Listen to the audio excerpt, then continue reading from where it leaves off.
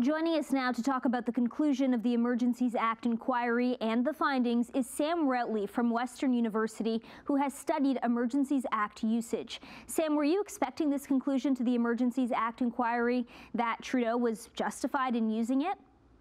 I mean, I think so. I think that the public inquiry, the meetings that were held last year, demonstrate two things, right? The first being that the police response was inadequate, or at least was limited when it came to addressing the main problems that the Freedom Convoy and those general movements posed. And then second, I think, was the fact that this idea that the recommendation to invoke the Emergencies Act usage came up through the public service. That it was very clear that this was a measured, well considered, kind of well thought out solution, and it wasn't something that was kind of implemented on the fly or ad hoc by the prime minister or the cabinet for kind of this directly self-interested or political purpose. This was a sort of situation that the police were tasked with solving. It's a sort of situation that,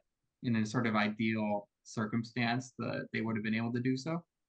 But because of a set of wrong decisions or a set of organizational inadequacies, the government was kind of, their hands were tied in a sense. It's kind of is the message here. The report highlights policing failures and what's being called a failure of federalism that led to the situation getting out of control in Ottawa. Can you explain what that means? Sure. Well, the reference to the idea of the failure of federalism was this idea that, in addition to the police having an inadequate response, was this criticism on the part of the report that the provincial government was also seemingly kind of absent. I mean, it was clear that they were trying to work towards some sort of solution behind the scenes, kind of informally. They were, embarking on these kind of behind the scenes consultations with the other parties involved. But there wasn't a real kind of use of the political power of the provincial government, of the premier's office um, in order to kind of potentially motivate or influence or coerce the protesters into actually kind of working towards some sort of solution. There were many protesters who did protest peacefully and are probably very upset today. How would you explain to them why the Emergencies Act was needed?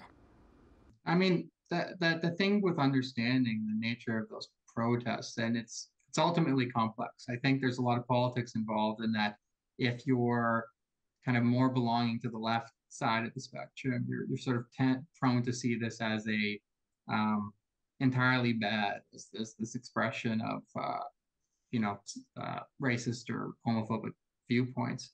And then on the other hand, if you belong to a right wing kind of view, you see this as an example of government overreach over what was ultimately kind of this well-meaning, well-founded, and peaceful protest. And I think the reality is that it's, in some sense, a bit of both, right? That there were some people involved in the protest that had these, we could say, well-meaning intentions, right? That felt like the government's COVID policies at that time were an overreach, and that something had to be done in order to have them put away. But at the same time, there's these more kind of seedier elements that kind of attach themselves to that movement.